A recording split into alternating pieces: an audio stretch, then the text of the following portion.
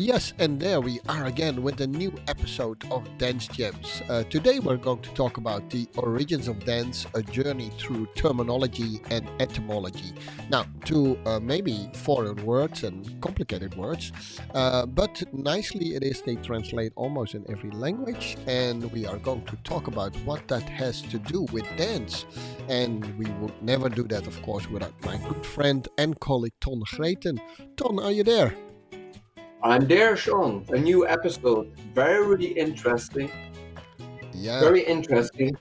the Yes, origins because, of dance, a journey through yes, terminology and etymology. And yes, forgive us, people, if our pronunciation and enunciation is not fully English, because both Ton and I are actually original Dutch speakers. So yes. a little bit of background, And but it fits today because we're talking a lot about language and where it's coming from. yes. And the terminology so important in our dance world because it has so big in evolution, Sean. That's incredible. The language.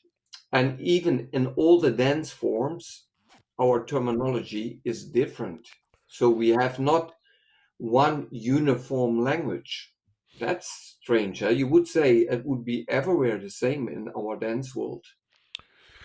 Yeah, you would think that, right? But yeah, dance is already a too big of a world, right? We often talk about dance, and then if you talk to me, I immediately think maybe of ballroom dancing, but we talk to someone else, they might think immediately of ballet or hip hop or other dance styles. So we always have to talk to each other saying, hey, what dance are you talking about? So people say dance in general, but it has grown so much, which is beautiful, of course. And then you and I discovered over time that we sometimes use the same words but mean something else. And then sometimes we have different words but we mean the same. And so that is where terminology, of course, comes in. And I think what the beauty is of what you try to do with your gem method is to make one uniform terminology of things that are written in your book. And very often there are actually new terms in there too. And words that were not existing before, and then you wrote them down and give that a new meaning and definition. I think that's beautiful. And the importance is, of course, that we can communicate and educate in a more uniform way so that we understand each other better, right? We already did a whole podcast of words. How do you talk to other people? Which has more to do about negative words and all that kind of words. But now we're talking a little bit more on where all these words are coming from. That's it for today. You are on mute, Ton. So I didn't want to interrupt you, Sean. And of course, it's people, I assume that people, dancers, not realize how important the terminology is and how important our previous podcast was for words. So it's a holistic approach. And if you know where the word's coming from, the etymology, that's actually the true meaning and sense of a word. That's actually what it tells, the etymology. And the terminology, it's a jargon from French. In English, you say it jargon, Yeah, jargon. Sean? Yeah, No, jargon. jargon, yes, but it comes from the French. And so, what is then different when I speak in dance, in ballet, about and ballet actually is also a new word. It's quite old now, 300 years.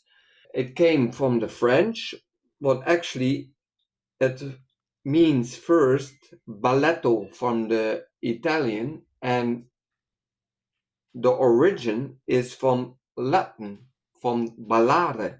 That's the etymology from it. And that's the beauty of it, to know where the word's coming from. And also in ballet, from the terminology, they use pirouette. And what in jazz they use it also, The same turn, but a different name, just turns. And in the Latin, we call it just turns. What we can only go to the left and right, on the left foot, on the right foot. So we have only six possibilities how we can turn actually. So that's we don't have a name in it in the Latin dance and in the ballroom dance. In the ballroom dance, we make a natural turn. What a natural turn is a turn to the right, and a reverse turn. It's a turn to the left. So they use a different terminology. And if I would use these words in ballet, they wouldn't understand it. And if the ballet would use the words in ballet, we would, the Latin world and hip hop world and breakdance world, wouldn't understand it. And also the breakdance have their whole own terminology. And actually, breakdance is not what the breakers did and the b-boys and the b-girls, because that was the media make breakdance from it and street dance later. And actually comes not from the people origin. They did that, but they didn't call it like that. Yeah, I Yeah, give some little context to it. yeah, that's okay. So we can make a difference between terminology and jargon. So jargon is what people talk among them each other, right? And they understand each other. If you go into the world and you're not from that world, you have the feeling that they talk a whole different language, right? That is the jargon that they talk. If you come to the ballroom and Latin world, which I be in a lot, then we have almost our own language. People that are new there, they don't understand what we say. But what we try with terminology is to define things, and they should go across many different things. So in the book of Gem of Ton, we have some relatively simple terminology like bending, stretching, and rotating. And if I say bending, stretching, rotating, that should actually mean the same everywhere. So we define more what it could do, and that could help dance education across any dance style.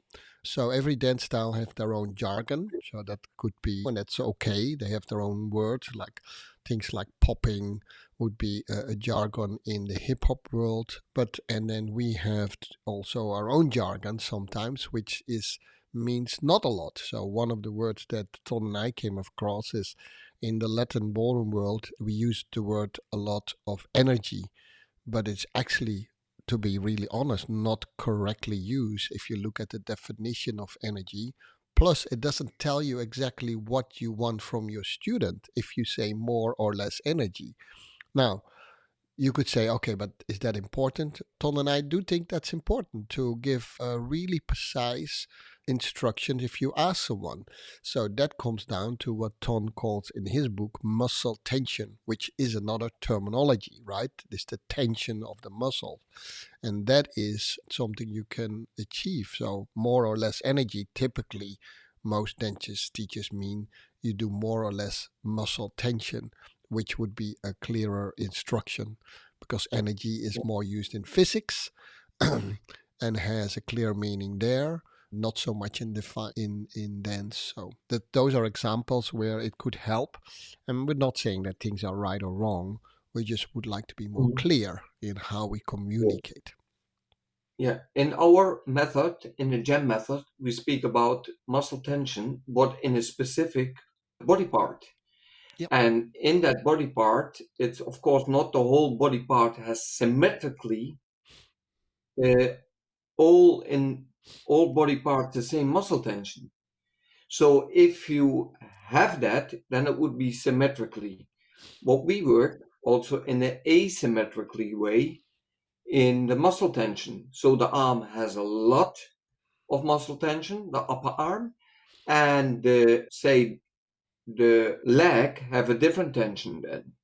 And when you take it, say left arm, right leg, then you're working already in the asymmetrical way plus a asymmetrical muscle tension. So it's more specific in bending, stretching, rotating. And we try to simplify it. But if you not speak with these words, then we will not understand each other. And this is why we create always not new words, because these words are existing, but your vocabulary in the terminology will increase.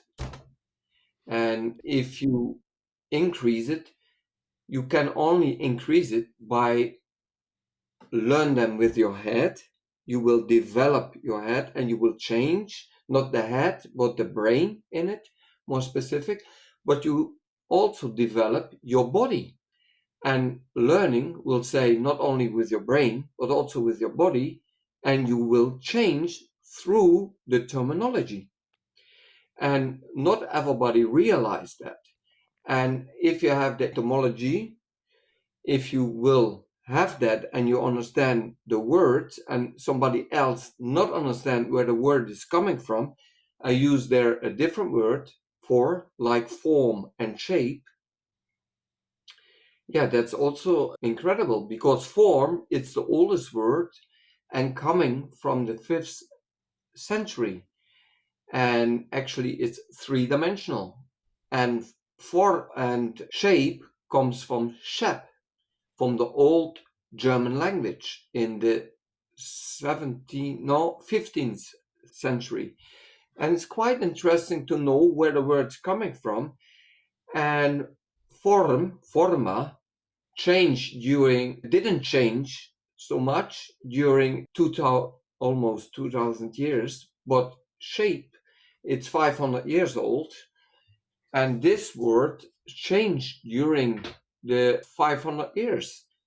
And shap, so the English take the word shap. So, and if you use these words in dancing, yeah, we understand, of course, the context from it if we get context to it. But if you not get context to it, you could understand it completely different, these two words. Yeah, I think these things have a lot of to do with the movement, and sometimes it is. In my old days I took some ballet lessons, and we had the word plie, and which I thought, okay, that has to do, it was complicated for me when you had to do plie. But if someone would have explained me that the French word for plie would be just bending, it would be a lot easier for me, because that's what we do in a plie. We just bend our knees, right? See, that's the very same thing with the pirouette, which I thought, oh, that's a certain kind of a turn. Actually, not. Pirouette means just spinning in the word French, so it means just turning. And then, of course, those are the most common word, jeter, which was, for me, I always thought it was jumping, right? Jumping, jeter. But actually, jumping means throwing, which from the technique of how to make a jeter makes a lot more sense, because you throw yourself away from it. And just saying that to some people, and we try to do that in our own dance style too, Tom, that makes it often very clear. Oh, that's where that's coming from.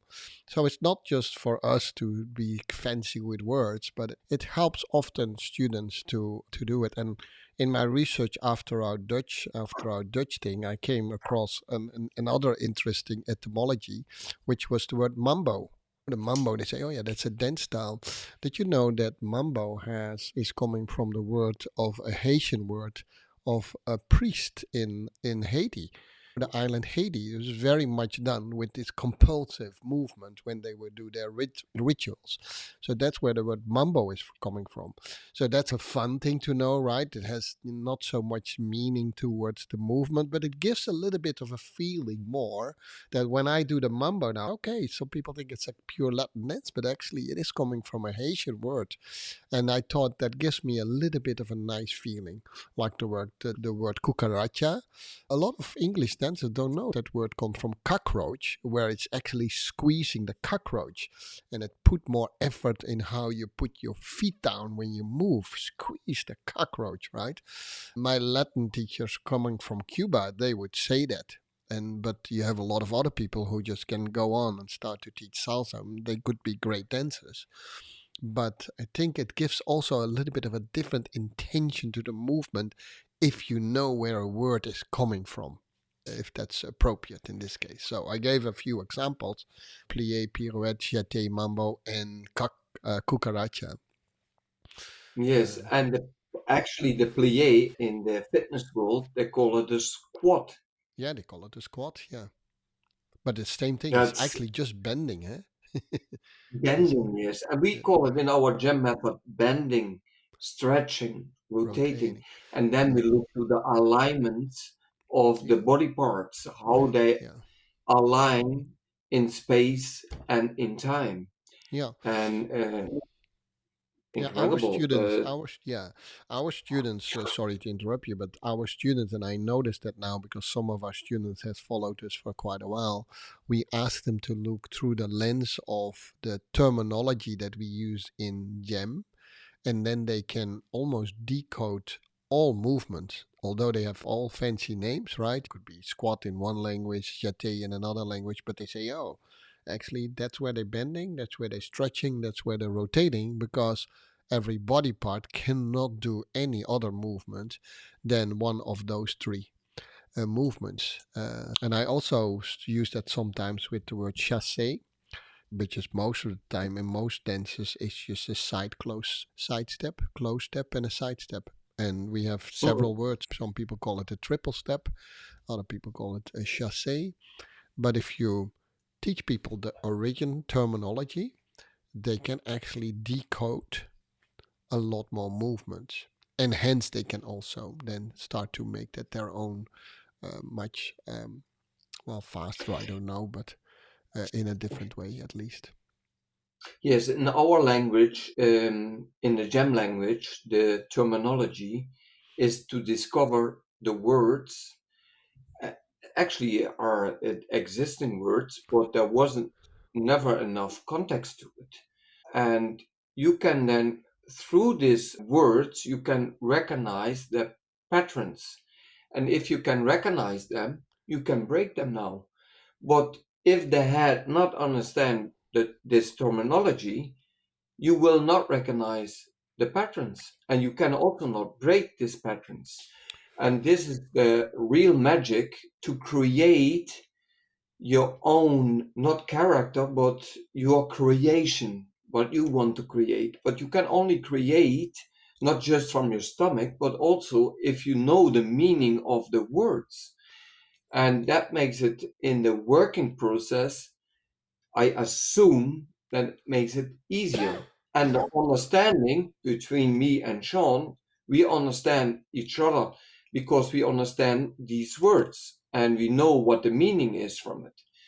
And this is the beauty of it. And that actually, I would wish there was a common language and a general language of all the dance forms that could use these terminology because we did already the work for it. Yeah, I think your is a first good attempt to do that. Because in Mhm. movement there is definitely this big under or foundation which is the same for everyone. The body mechanics is not different for a hip hop dancer than for a ballroom dancer. The body mechanics are the same, and this is where you and I came almost to. I'm not saying that it's true for everyone, but it's at least what we looked at, is that there is not a common knowledge around body mechanics, and we use terms just left and right, like for instance, yeah, we can turn the spine, things like that. If we actually interviewed doctors, and actually you cannot rotate the spine. It's just not there. And there are a couple of things like there, and there is one term that where Ton and I found each other really in about 5-6 years ago, is the word muscle memory.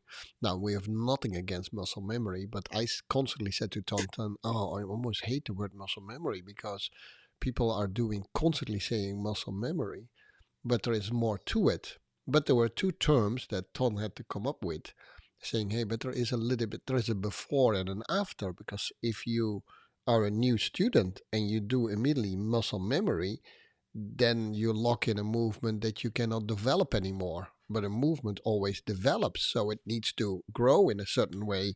So, what terms would then be before and after muscle memory?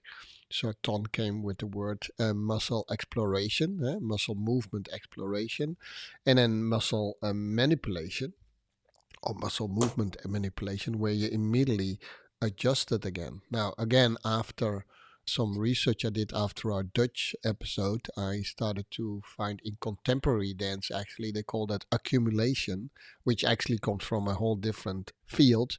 But Trisha Brown, that's if you know something about choreography, but that's a known choreography in contemporary dancing. She started to use, you accumulate every time when you develop a movement, you put a little bit extra to it, which we call muscle manipulation, and she accumulate, you bring it more and more, you bring more richness to the movement as you grow. So you find things, and I think, oh, but that's what we call muscle manipulation. Huh? It's a conscious Three M's, effort. Huh? the three M's. The three M's, yeah. And Yeah. it's, I assume, easy to remember. Yeah, that's what we try to do. But if I would use accumulation in ballroom or Latin dancing or hip hop, they think like, what are you talking about? So that's why we Mhm. try to say, okay, we can define. That's what Ton did, I think, greatly. Can we define terminology that can go across every dance style that has nothing to do with a certain dance style, but translate to all these dance styles? So you find words in all these different dance styles. Sometimes they try to say the same thing, and sometimes they say something different with the same words, which is even more confusing. And but bending, rotating, and stretching, that is hardly mis. You cannot misunderstand that. Everyone You understand bending. cannot move with There's them. yeah, there's That it would be not possible. So yeah, and very interesting. The words are evolving and it's changing. And what do you realize that words and movements are connected with each other in our dance forms? The words what we use in the terminology. And when we have our words in ballroom dancing, like natural turn, reverse turn, double reverse spin, outside spin, throwaway, oversway, and in the hip hop you have cabin patch and the smurf. Yeah, you have so many words in different styles, and even for the same steps, the same figures, the defined figures in each dance form. Sometimes you do the same figure, like an applejack, you do it in the country, and happy feet, you do it in a hip hop. But it's exactly the same foot, same feet, same figure, the same steps. That's what I wanted to say. And when it's the same steps, the evolution of cleaning these steps and the crisscross over of each dance form makes also an evolution. And then, if you know the etymology, Sean, help me. yeah, the etymology. Yeah, etymology, etymology.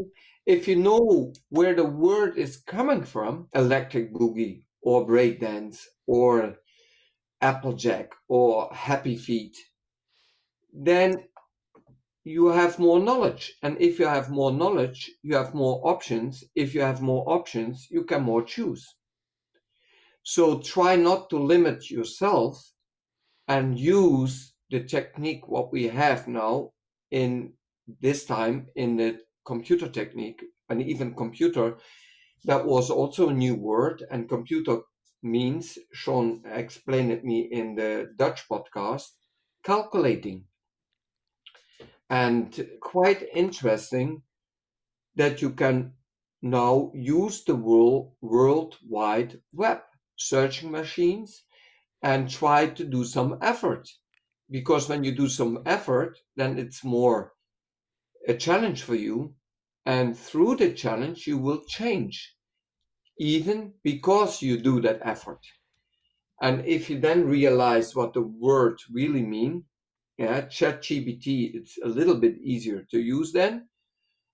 But some people cannot use it because it's a new terminology for them and they don't know how it works. But if once they did it and work with it, then I assume it gets easier, and then it gets to your long term memory.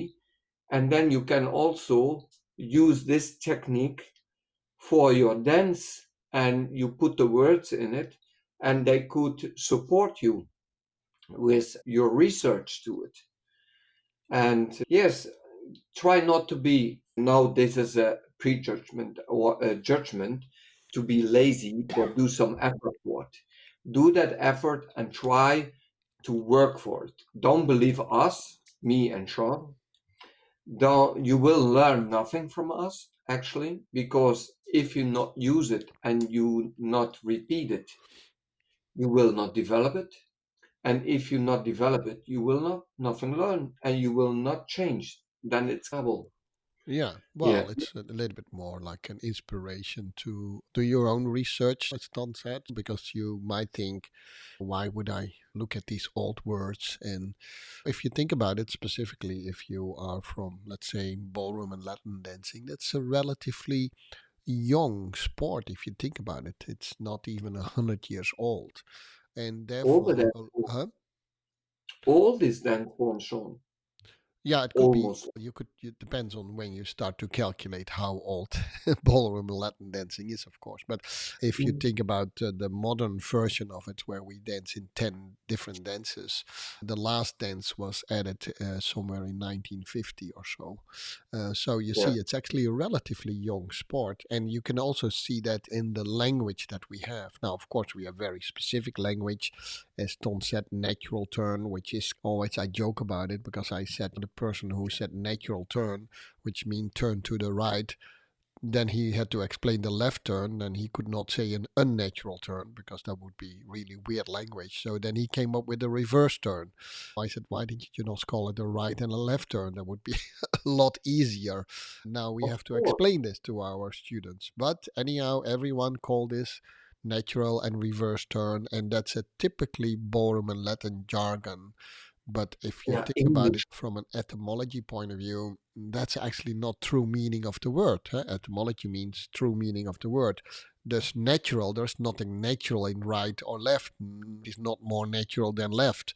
So that is actually where things go wrong. And then, strangely enough, we have no distinction between slow, fast. We can only say slower or faster. Where, for instance, musicians, they already try to define that with the words like allegro and andante. They try to give more meaning to what slow and fast means. So there's a lot of development we can still do in the terminology. And some people just want to be clever by indeed saying words like energy, and it gets its own life without defining truly what it means. And last year, Tom and I were in the same conference in Germany where the topic was energy. And we asked all the teachers, okay, give me your definition of energy. And literally no one could really do it and say what energy actually means. We understand it's more energy. And not saying that we know best, but energy is a word coming from physics. And we discovered that most people actually used it to define more muscle tension.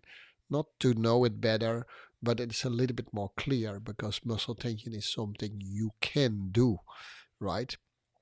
Doing more Yes. energy is not even possible, right? So the true meaning of the word helps. It's not only for us to be more smart, actually, it's for students to have a more clear understanding to do when we ask them things to do. Just saying Yes. more or less, that doesn't always help. Do more, it doesn't always help. Yes. So, We u- we use the word power, Sean, eh? yeah, And same thing. yes, but energy is the source. Power is the result of that source, Yeah. or not the result, the form of that energy from that source. And if you realize that also with, we have it the same with emotions and feelings. Feelings is your source. Emotion is the outcome of it. It's the form of it. And if you realize that where these two words coming from the etymology, then you understand more the difference. between them. And yeah, I think this is the Yeah, beauty of it. I think so And too. then we Yeah. and we have also new words, neologism, neologism. And this word, I pronounce it well, Sean? Yeah, neology, and that's Neology. the new words that exist everywhere, right? And specifically, you see it in technology. There are a lot of things that are invented in technology. There were no words before, so you have to give it a new word. So in the end, of course, what's a neologic, a new word, becomes in the end an etymology of that same Yes, word a while from now. But so Ton and I looked at a couple of things, and there were not a word for certain things. We already gave the word muscle manipulation. That did not exist before. Now, of course, the word muscle existed and manipulation this is existed, but in that combination, it never existed. So that you could call that a new term. yes. It's We have also CAS. CAS. CAS. CAF. And CAF means concentration, attention, focus. Almost all language is the same. Concentratie, aandacht, focus. It's also CAF. And the beauty of it is, if you know what concentration is, attention is, and focus is in our terminology of the gem what we use, then you have so much more profit from it, even not by your dancing, but also for your daily life as a human being and not as a dancer, but both are the same person. So we use these words, and that's actually a new word, kaf. And also a new word in our dance jams is form break or form retention. It's two words putting together as a new word and a new meaning and a new context. And because these words never exist, because I couldn't find these words not in the other dance forms. So actually, we don't deliver now context to the words, but we explain that new words will exist.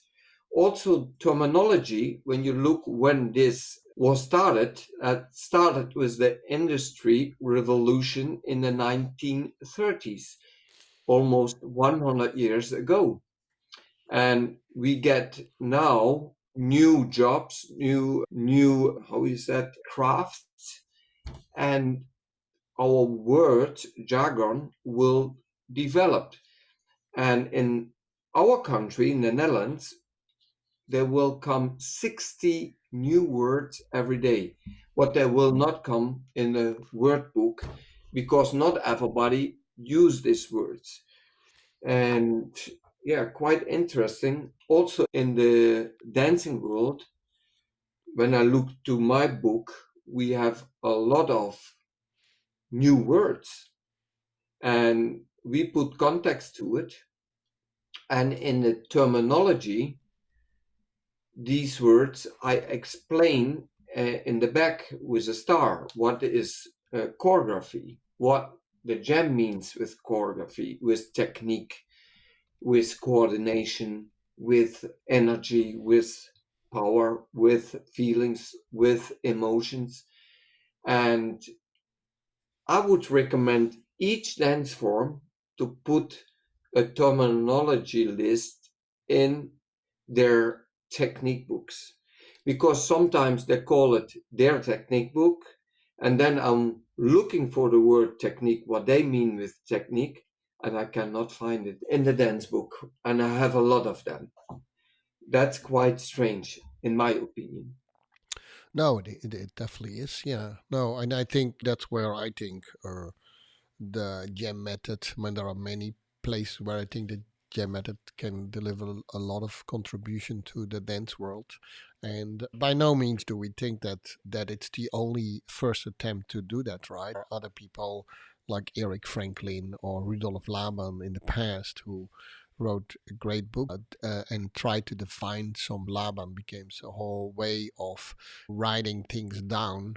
And here is already the thing is, for instance, Laban already started to talk about dynamics. But yeah, there you go. There you go. And that is Franklin if it comes to imaginary, right? So Eric Franklin. But nowadays, what I hear often is that we just say you need to use more dynamics, which in itself does not mean anything, right? Because what does that mean for a student? So we need to break that down in way more details. Dynamics is just an overall word that Laban used for things like the use of weight, the use, in this case, one of my teachers used the word energy, but he defined how he used it. So that's also good. We just have a slightly different opinion about it, and the use of tempo, stuff like that. But it at least gives more details to what the word dynamics mean. Just the word dynamic is doesn't mean anything. For it, you need to change your dynamics. Okay, what do you mean with that? If you can clearly define it, I'm good with it. But and also dynamics is, in my opinion, pretty well defined in a gem book. And if I work with Laban, then I define it slightly different, but I know the difference between the two, which is great. You go to Franklin, it has other things, huge more imagery, and he works a lot from the body mechanics specifically. Yes. It's a whole different method, but he has very clear definitions how we use these words. So there's not one book, and we never pretended that it's just one sole book, but it comes to research of where is the origin coming from. Yes. Yes. And the strange thing is, in my opinion, Sean, if you call a book the technique of Latin dance, Yeah, that's from Mr. Walter Ladd. Walter Laird, Yeah. Hmm. and if you not give a definition from it, yeah, we can speak hours of it. And they speak in this book, and it's a wonderful book because I use it a lot, many hours. And you the same, Sean, and you did the same, and still I use it.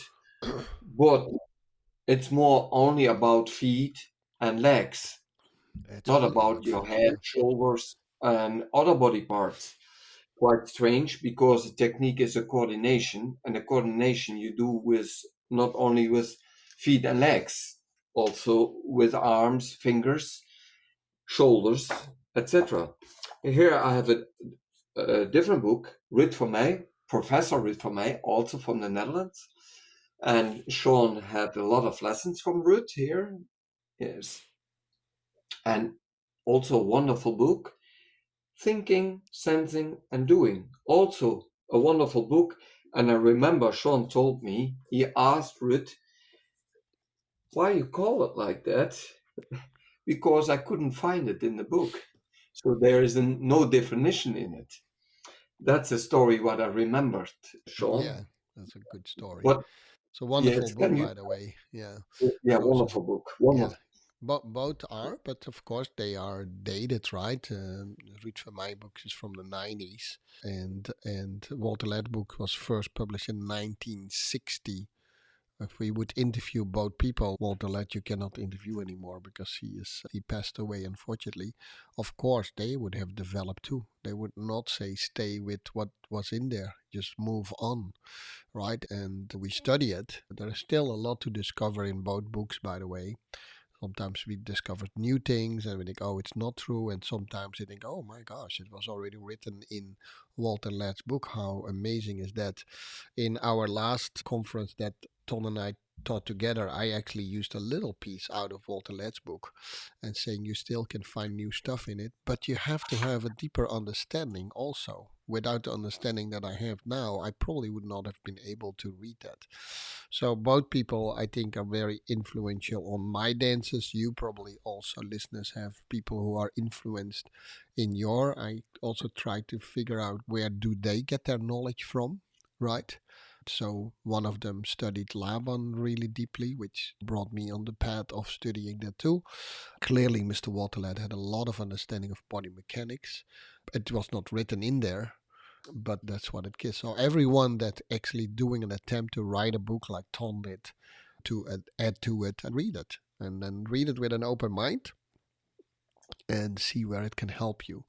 And I think the gem is doing a lot if it comes to terminology. First and foremost, there's way more into that. It gives a structure. And what's so interesting is for me, Ton, it has everything to do and at the same time nothing with a specific dance style. It can be used in any dance style. Any dance style that comes to me now, I can teach them from and with the gem method. That's the interesting part of it. This is why you can recognize now the patterns through the words, Yeah, and you can break these patterns now. yeah. Through And the it doesn't matter if you never had danced country line dancing or ballet you did, but say a specific form, break dance, you can analyze it now. And before you couldn't. Now you can yeah. Well, through this terminology. yeah. You have And to. I have to come up with new language if I would look at them. And now I can use the same language constantly. And I can literally just very quickly say a lot of terms that has immediately a meaning. I don't have to come up with a meaning because it is defined, like bending, stretching, rotating, symmetric, asymmetric, like organic movement and geometric movements. They're all defined terms in the book with, and Ton did a really good research on it. At first he used the word form and I thought why, because everyone in English used the word shape. And it's really hard to say, okay, but there is a difference between shape and form and design. So let's define it. By us using consistently the same words, our students also start to use them consistently different, which is wonderful to see, I must say. Which I also felt with when I was working with, which I still do, with some terms from Laban. It's the same meaning no matter what student I talk to. So that's the true value of using terminologies in the true sense of the meaning. yeah, the terminology is important also, Sean, for clearer communication. Yeah, absolutely. Yes, Yeah, and also if we use it internationally, it gets also, I assume, much more easier because you told it many times already. We can speak about a chair and we can speak about hours of it, and still there we speak not about the same chair. And this is why the terminology is so important in each dance form to define what actually we need a general style also for the um, say for the TV world, for the commercial world, for the yeah, for, that they have a language, and also it is more efficient to have the terminology more clear, and it has also and if you will find from the etymology the history meaning of the words, it gives you also more context for your future. And the neologism, because we don't have enough new words, because sometimes we don't know how to call it. That's also something very interesting because when yeah, we have a form break, but actually I have to give context to it. The muscle memory manipulation. So we have muscle memory, but there must be something before and something after it. When we have muscle exploration, because you can only make something new by something what you already know from something what exists, and then you have some context to it. And if we know that, then we can speak, okay, we go now to explore, but actually to explore our muscles in our different body parts. And we call it 10 body parts in our terminology. And if we discover that, we practice it, it gets muscle memory. But after you have control over it, you can manipulate that. there wasn't a word for it. And Sean explained it already before, so I repeat what he said already before, that you hopefully, yeah, try to discover these words. When there is not a new word, use that then. Because blending, it's a general word from blend, mix, actually. And we have also morphing, morph. Actually, you could use these words if you have context in it, but if would all dance forms use the same words, then it makes easier each other to understand. And it's not like I speak Dutch and the other one speaks Chinese, then and I don't speak Chinese, then it gets really a challenge to understand each other. Yeah, there's a lot of China is a nice example because we have a lot of English speaking teachers going to China to specifically in the ballroom and Latin styles and enormously growing. So they need to use a certain language that is easy to translate. So these things would help them to have some words are just very hard to translate because they don't have a very clear definition, like natural turn and reverse turn. If I even think about that in our Dutch language, that would be really weird to say. Like, so then we try to say it. Just we stay with the English. Even in German, that would be actually weird to translate it in that way. Yeah. So for us, it's very common because that's how we've been brought up to without, in the beginning, not even thinking about the true meaning of it. But every time when I have a new student and I have to teach them the word natural turn, they start to, okay, what's so natural about going right and why is left not natural? Yes. Yeah, so they would say that, but most students, they just listen and they just, because we say it is like that without explaining and also without questioning ourselves, saying, hey, what am I actually saying here? And that's what Yes. Ton and I did. What am I actually saying if I say, do more this? I know it's with good intention, but I'm not very clear. And we want to be clear and concise in our instruction.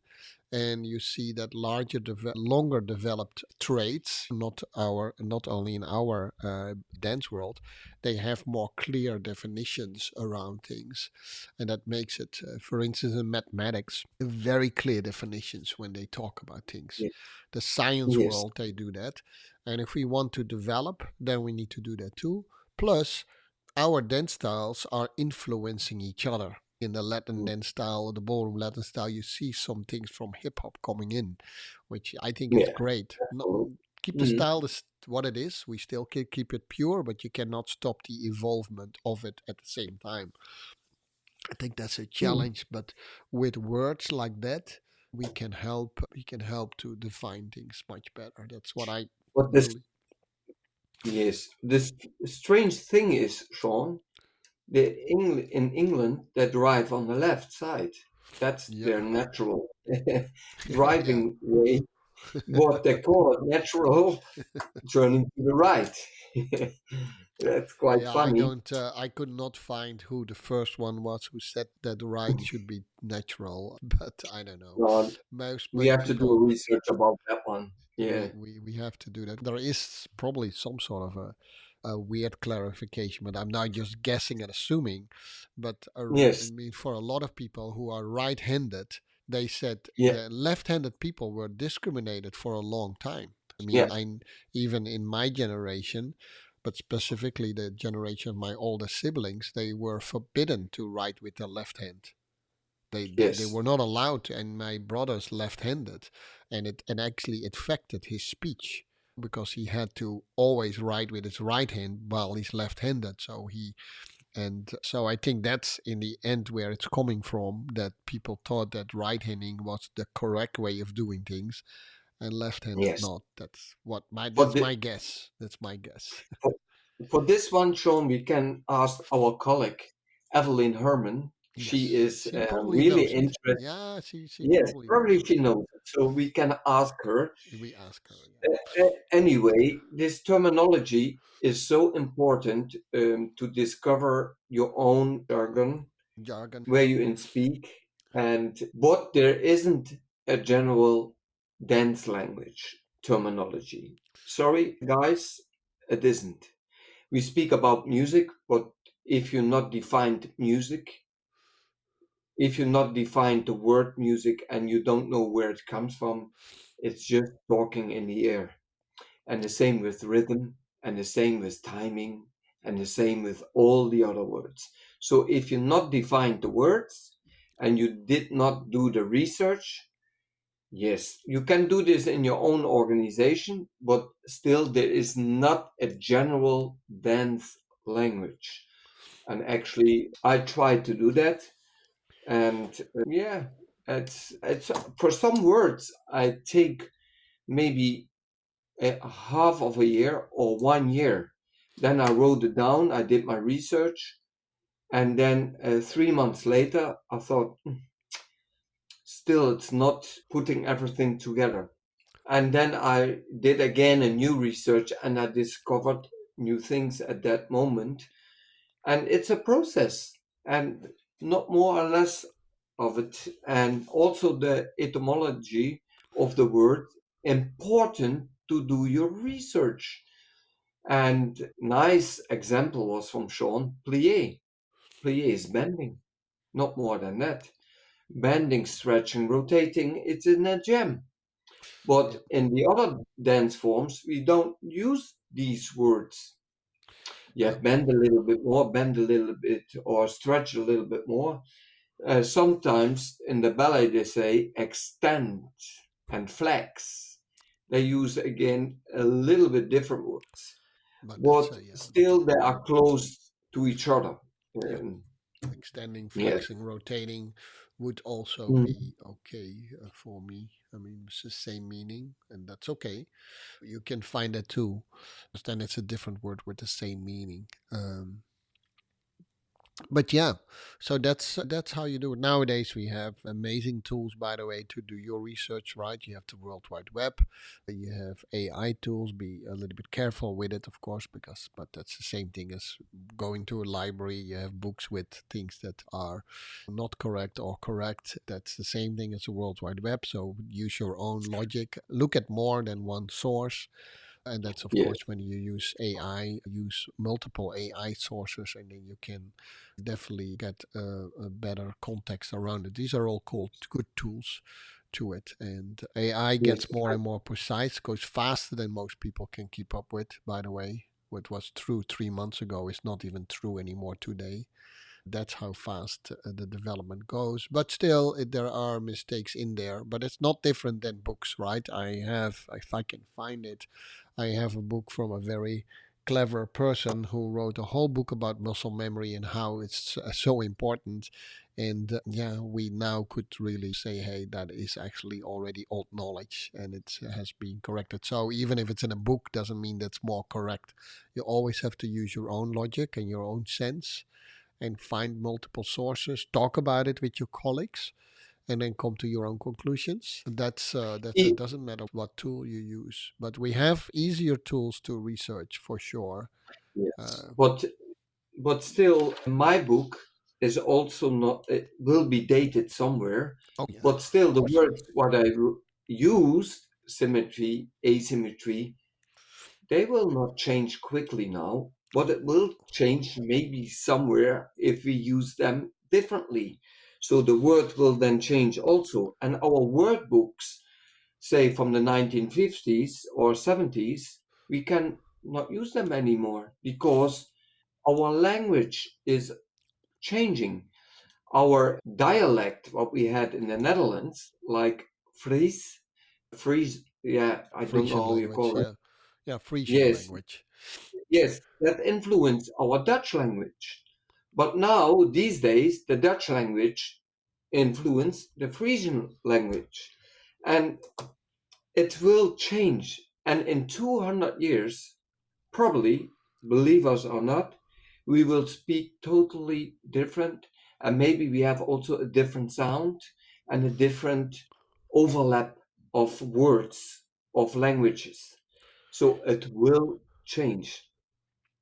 Oh, it definitely will change. If I talk to my own children, I sometimes think they speak a different language with Yes. the terms that they use. And of course, the Dutch language is hugely influenced by English. Sometimes, unfortunately, but sometimes it's just what it is. But anyhow, it's still good to write down specifically if you talk about certain traits like dance teaching. To define things doesn't mean that those things could never change. They can change too. But if we define them, we find a common language to talk about. And sometimes it is, very often actually, it gives clearer instruction when we teach to our students or when we commute with our colleagues or our students. That is, in the end, of course, Yes. the most important goal. We're Yes. And close to the end of this yeah, episode, Ton. yeah, Sean, I have one thing to tell more. Yeah, Also, the old dance books are so important for the terminology. How was then 100 years ago, or 50 years ago, or 20 years ago? Still a change now, also, but you have a fundament where you can build on. And definitely. from there, you can continue. And of course, it's something what's alive, it's not fixed in stone. Because when you would that do, if the word would stay still the same, the dancing would not evolve, and it's changing. And that's the wonderful thing about it. It changed. Yeah, well, I think that's where the art also comes in. Eh? What do you keep of the old? What can you learn from it? And when it's time to let go, which is a personal journey, by the way, right? It's a personal Mhm. journey for everyone. But if you do it with the knowledge that we hopefully just gave you, or the inspiration that we just gave you, that gives you some fundaments. Just by saying that you want to change things without knowing the fundament is maybe also a personal choice. But I hope we inspired you also to look at the old and see how the Yeah. new can evolve from that. Yes, and try to think by yourself. Try to discover these words, this terminology in your own dance form, also in a general dance form, and don't copycat somebody because we call it imitate. In our terminology, we call it imitation. You imitate, but in the most, I hear always copy. Try to think for yourself. Don't take all the words as the truth, but also try to discover the words, try to find the meaning behind it, the context. And if you understand the meaning and the context of it, then also through that way, through your brain, you will develop your body also because there is a more clearer understanding from it. Yeah, for sure.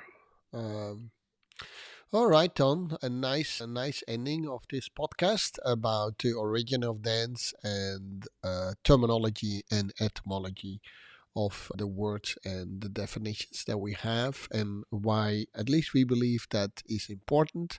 Hopefully, you think the same after this episode. But if not, then let us know too, by the way. That's always great, right? From my side, I'm going to already say goodbye to our listeners, Tom. Yeah, thank you, Sean. And I hope for sure we'll speak to each other with a new episode of Dance Jams. This was an exciting one, but I always say that I think with every Yes, yes, episode, yes, but yes. forgive us, we are just enthusiastic of the work that we do with Dance Jams. So I'm already saying goodbye to our listeners. Maybe you have a Yes. last word to say. Yeah, what I said before, discover the words, you discover the movement. Nice. That's a nice thing. We should quote that. Discover the words and Mhm. discover the movement. All right. With that, we say goodbye to you. This was the Origins of Dance, a journey through terminology and etymology. Another episode of Dance Jams. I'm starting the music again, and it's going. So it works this time. And I'm also going to tell you where you can find us. Of course, it is at Spotify, Dance Dash Jams, Apple Dance Gems, YouTube at tongreten/podcast, website www.gem.dance/podcast, and we have our own Facebook group which is called The Dance Gems. With that, I say to you bye bye and hear to you from you real soon. Yeah. Goodbye. Bye bye.